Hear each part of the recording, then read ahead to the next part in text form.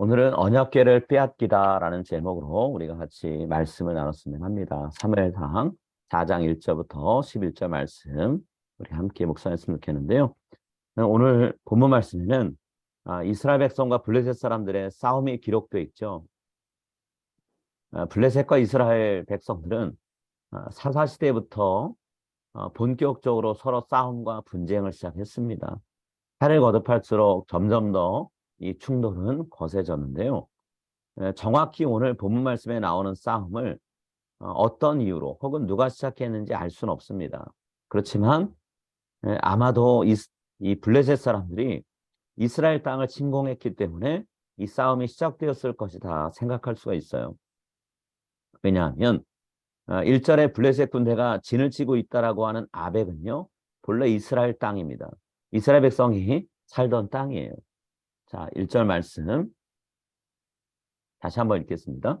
이스라엘은 나가서 나가서 블레셋 블레셋 사람들과 사람과 싸우려고 싸우려고 에베네셀의 에베네셀을 곁에 곁에 진치고 진치고 블레셋 블레셋 사람들은 사람들은 아벡에 아벡에 진쳤더니 진쳤더니.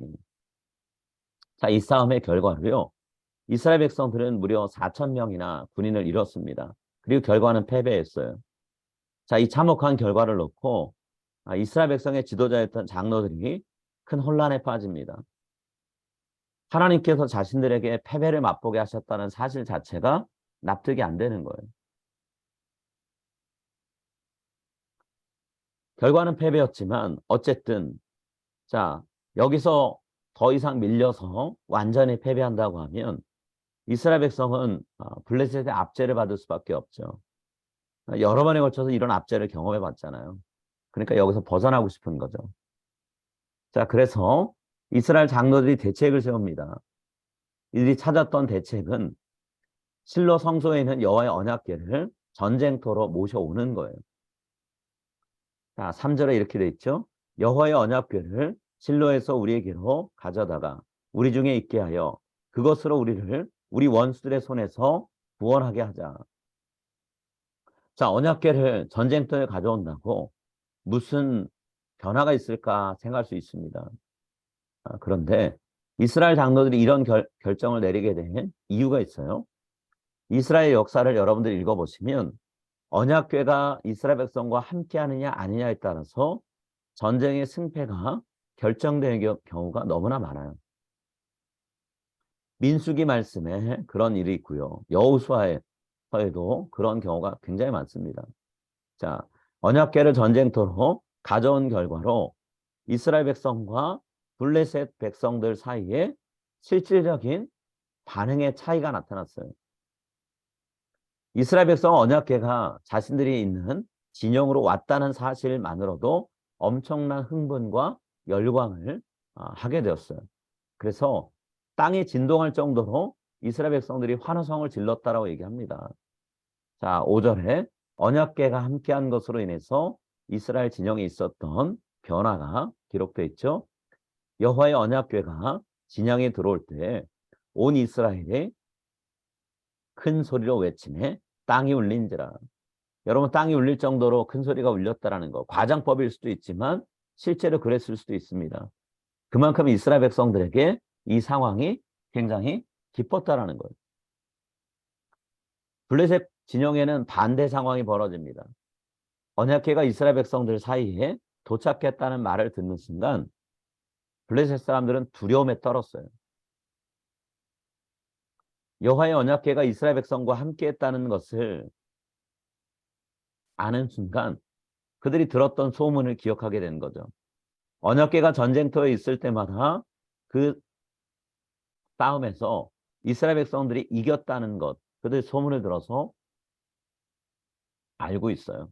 그렇기 때문에 두려움에 떱니다. 자, 7절, 8절입니다. 블레셋 사람들이 두려워해 이르되 신이 진영에 이르렀도다 하고 또 이르되 우리에게 화로다. 전날에는 이런 일이 없었도다. 우리에게 화로다. 누가 우리를 이 능한 신들의 손에서 건지리요. 그들은 광야에서 여러 가지 재앙으로 애굽인을 친 신들이니라. 블레셋 사람들이 두 번 반복해서 말하는 게 있습니다. 우리에게 화로다라고 얘기하고 있어요. 여호와의 언약궤가 함께하고 있다는 것이 자신들에게는 화가 될 것이다. 첫 번째 싸움은 이겼지만 두 번째 싸움부터는 결과가 어떻게 될지 알 수 없다. 혹은 결과는 우리에게 좋지 않을 수 있다라고 하는 그런 예상을 하고 있는 거죠. 여기까지만 우리가 보면요. 전쟁의 결과는 당연히 이스라엘 백성의 승리로 끝날 것 같아요. 근데 오늘 성경은 결과가 그렇지 않다고 얘기하죠. 이스라엘 백성이 또 한 번 패배한다 얘기합니다. 첫 번째 패배와는 비교할 수 없을 정도로 엄청난 패배를 이들이 맛본다고 얘기해요. 이스라엘 군인이 첫 번째 패배에선 4천 명 죽었습니다. 그런데 두 번째는 3만 명이 죽었대요. 여러분 현대 전쟁에서도 3만 명의 군인이 한꺼번에 죽는 일 거의 없습니다. 이런 일은 찾아보기 쉽지 않아요. 자, 군인만 죽었나요? 아니죠. 하나님의 언약궤를 빼앗겼습니다. 블레셋 군대가 당당하게 하나님의 언약궤를 빼앗아가 버렸어요. 그리고 거기에 더해서 제사장이었던 홈리와 비느하스도 이 전쟁으로 죽고 맙니다. 이스라엘 백성의 어떤 전쟁의 기세가 완전히 꺾이는 거예요. 모든 게 다 패배로 돌아갑니다. 10절부터 11절 말씀에 이스라엘 백성의 패배를 본문이 기록하고 있죠. 블레셋 사람들이 쳤더니 이스라엘이 패하여 각기 장막으로 도망하였고 살육이 심히 커서 이스라엘 보병에 엎드러진 자가 3만 명이었으며 하나님의 궤는 빼앗겼고 엘리의 두 아들 홈리와 비느하스는 죽임을 당하였더라. 여러분 도대체 왜 언약궤와 함께 했는데 이전의 결과처럼 이스라엘 백성이 승리하지 못했을까요? 이스라엘 백성은 언약궤가 함께한 것 때문에 환호성을 질렀고 블레셋 사람은 두려워했는데 왜 이런 반응이 끝까지 이어지지 못했냐라는 거죠. 이스라엘 백성과 블레셋 사람들의 신들의 전쟁이라고 한다면 여호와가 블레셋의 신들보다 약했기 때문에 이런 패배가 이루어졌던 걸까요? 고대 사람들 그런 인식이 있었거든요. 한 민족과 민족 혹은 한 나라와 다른 나라가 싸울 때 그 싸움은 단순히 인간의 싸움이 아니라 신들의 싸움이다라고 생각했습니다. 그런데 지금 이 싸움이 이스라엘 백성의 패배였다는 건 여호와의 패배였다는 걸까요? 왜 이런 인식이, 이런 인상이 벌어질 수 있는 결과를 지금 이스라엘 백성 보고 있는 걸까요? 단순히 전쟁에만 패한 게 아니잖아요. 제사장들은 죽었죠. 언약궤를 빼앗겼습니다. 정말 너무나 참담한 결과가 이루어진 거예요. 이런 일이 벌어진 이유가 뭐냐는 거죠. 전쟁에 패하고 언약궤를 빼앗긴 이유가 뭘까요? 오늘 본문을 통해 우리가 알 수 있는 게 있습니다. 첫 번째 이유는 뭐냐면 이스라엘 백성이 위급할 때만 여호와의 임재, 여호와의 함께 하심을 찾았다는 거예요. 여러분 언약궤는 하나님이 함께 하신다는 표시잖아요. 근데 하나님이 함께 하시는 것을 이스라엘 백성 언제 원했나요? 본인들이 패배하고 이 전쟁에서 승리할 수 없겠다 싶을 때였죠. 생각지도 않았던 전쟁의 패배를 맛보고 나서 이스라엘 장로들이 어떻게든 이 싸움을 이겨보려고 합니다. 방법을 찾고 있었죠. 자, 그때 그들의 마음 가운데 한 가지 생각이 찾아왔어요. 여호와의 언약궤를 이전처럼 전쟁터로 가져온다면 본인들이 이길 수 있겠다라고 하는 생각을 한 거죠. 쉽게 얘기하면 승리할 수 있는 수단으로 여호와의 언약궤를 이용하려고 했다라는 거예요. 평상시에 이들이 하나님을 찾았나요? 아니요. 하나님과 함께하는 거, 하나님이 자신들에게 곁에 계셔주시는 거 그렇게 중요하게 여기지 않았어요. 그러다가 지금 다급해지니까 그때서야 하나님 찾고 있죠. 긴급한 기도가 필요할 때 무릎 꿇고 기도하는 우리의 일상생활의 모습과 이들의 모습 크게 다르지 않다라는 거예요.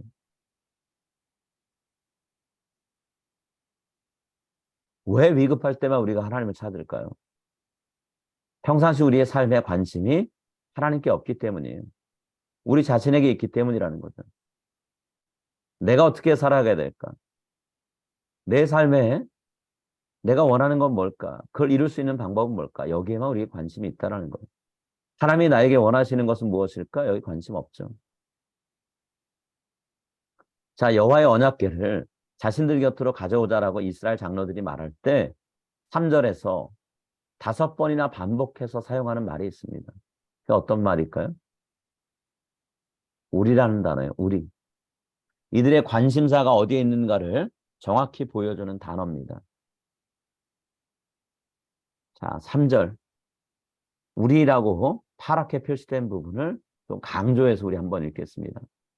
백성이 진영으로 돌아오매 이스라엘 장로들이 이르되 여호와께서 어찌하여 우리에게 오늘 블레셋 사람들 앞에서 패하게 하셨는고 여호와의 언약궤를 실로에서 우리에게 가져다가 우리 중에 있게 하여 그것으로 우리를 우리 원수들의 손에서 구원하게 하자 하니. 여러분 3절 딱 한 절입니다. 근데 한 절에 우리란 단어가 5번 나와요. 이들의 관심이 어디에 있는가 알 수 있습니다. 여호와의 언약궤를 가져오자로 얘기했지만 실질적인 관심은 여호와에게 있지 않아요. 우리라고 지칭되는 나 자신에게 있습니다. 이스라엘 백성들처럼 우리도 하나님보다는 우리 자신들에게 마음 쏟고 살아가게 될 때가 있죠. 이렇게 우리의 삶이 계속 우리 중심으로 된다면 오늘 본문은 우리에게 경고합니다. 우리의 인생에도 언제든 패배가 찾아올 수 있다는 것. 당연히 이길 줄 알고 당연히 내 것이 될 줄 아는 것, 내 것이 아닌 상황을 보게 될 거라는 거예요. 오늘 본문은 우리에게 하나님의 인생 성공을 위한 수단으로 삼지 말라고 얘기합니다. 우리가 살아가는 삶의 이유고 삶의 목적이 하나님이 되셔야 된다는 거예요.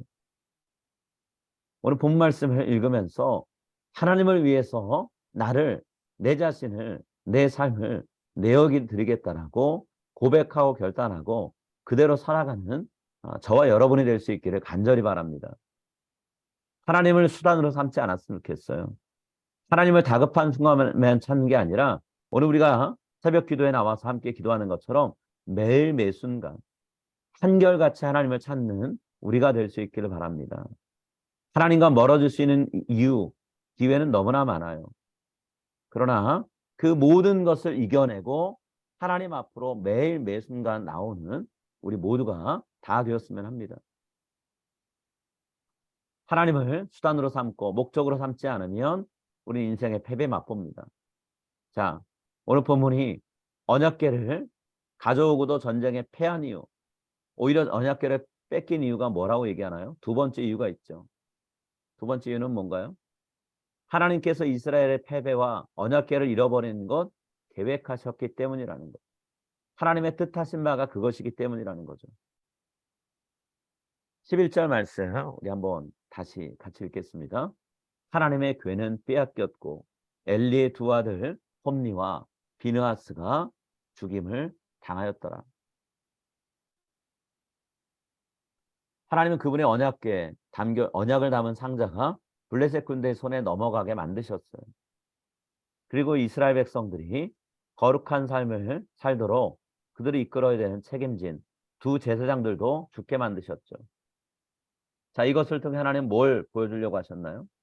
이스라엘 백성이 하나님을 외면하면 그들도 하나님께 외면당하고 버림받을 수 있다는 것을 깨닫게 하시려고 한 거예요.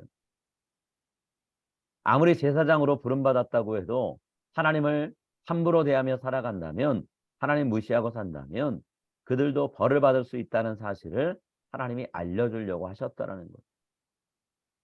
여러분, 블레셋 군대와 싸워서 패배한 건요, 하나님이 심판하신 결과입니다. 하나님이 이스라엘 백성을 깨우치기 위해서 일부러 사용하신 일이었다는 거예요. 사무엘상 2장 34절에 하나님은 이런 상황이 있을 것이다라고, 이런 일을 하나님이 일으키겠다고 예고하셨어요. 사무엘상 2장 34절입니다. 내 2 아들 홈니와 비느하스가 한날에 죽으리니 그 둘이 당한 그 일이 내게 표징이 되리라. 엘리 가문이 몰락할 것이고 이스라엘 백성이 하나님께 심판받을 것이다. 미리 예고하셨어요. 사무엘에게 알려주셨습니다. 근데 이스라엘 백성은 이 전쟁을 치르면서 어떤 생각했나요? 자신들이 블레셋과 싸워서 이기는 게 당연한 결과라고 생각했어요. 자신들이 블레셋과 싸우면 하나님이 그들을 위해서 싸워주실 것이고 승리를 주실 것이다라고 기대했다라는 거예요. 그런 당연한 결과를 기대했지만 하나님이 자신들에게 원하는 것이 무엇인가 전혀 묻지 않았다라는 거예요. 하나님의 뜻이 어디에 있는가 알려고 하지 않았다라는 거죠. 승리를 전제로 한 상태에서 자기들이 이길 방법이 무엇인가 의논했습니다. 그런 하나님의 뜻을 알기 위해서 기도하며 무릎 꿇었다거나 사무엘에게 찾아가서 도대체 하나님이 원하시는 것이 무엇인가 확인하지 않았다라는 거예요. 여러분 우리도 살아가면서 이런 마음 품을 때 많습니다. 모든 게 다 잘 돼야 그게 하나님의 뜻이라고 생각한다는 거죠. 우리가 소위 이야기하는 복 받는 게 당연한 하나님의 뜻이다라고 생각합니다. 그래서 하나님 앞에서 지금 내가 어떻게 살아가고 있는지 돌아보지 않아요. 하나님과 나의 관계가 어떠하든지 하나님은 나에게 좋은 결과, 인생의 성공을 주셔야만 한다라고 생각한다라는 거예요. 그런 결과를 주시지 않을 때 우리는 하나님께 원망하죠.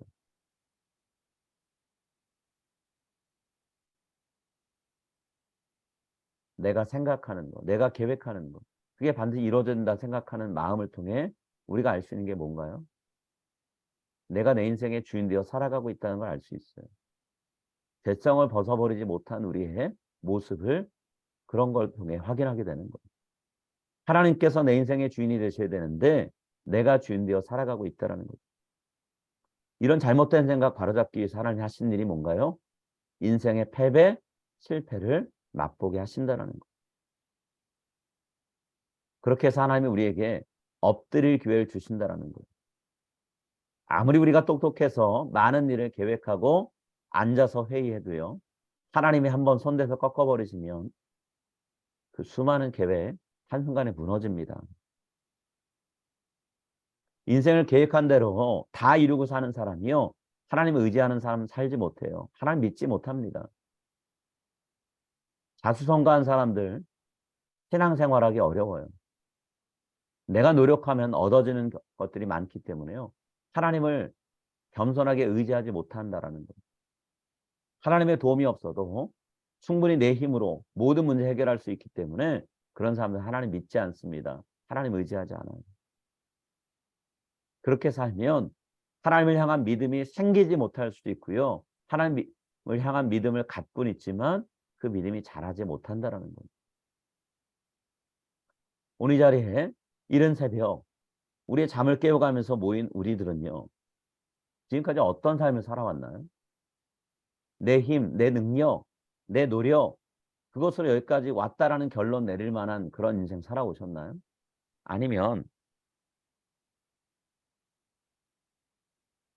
하나님 의지하면서 살다 보니까 여기까지 왔다. 그래서 뒤돌아볼 때 내가 잘해서, 내가 노력해서, 내가 똑똑해서, 내가 가진 게 많아서 여기까지 왔다라고 말할 게 아무것도 없지요. 이렇게 얘기할 수 있는 인생을 살아오셨나요? 하나님이 내 인생의 목적을 이루는 수단이 아니라 하나님 자신이 내 인생의 목적 되시는 그런 삶을 사는 저 여러분이 될 수 있길 바랍니다. 내 뜻, 내 계획 그게 아니라요. 하나님의 뜻과 계획을 우선시하면서 살아가는 거룩한 하나님의 백성으로 오늘 살아갈 것을 다짐하는 저와 여러분이 될 수 있기를 간절히 바라고 소망합니다. 여러분 그것만이 우리가 인생을 성공할 수 있는 비결이에요. 내 뜻이 무너지고 하나님의 뜻이 세워지는 거 그것이야말로 하나님 앞에서 우리가 거둘 수 있는 인생의 참된 성공입니다. 그 성공을 바라보면서 살아가는 여러분 다 되시기를 이 시간 간절히 바라며 여러분의 삶을 축복합니다. 우리 함께 같이 기도하겠습니다.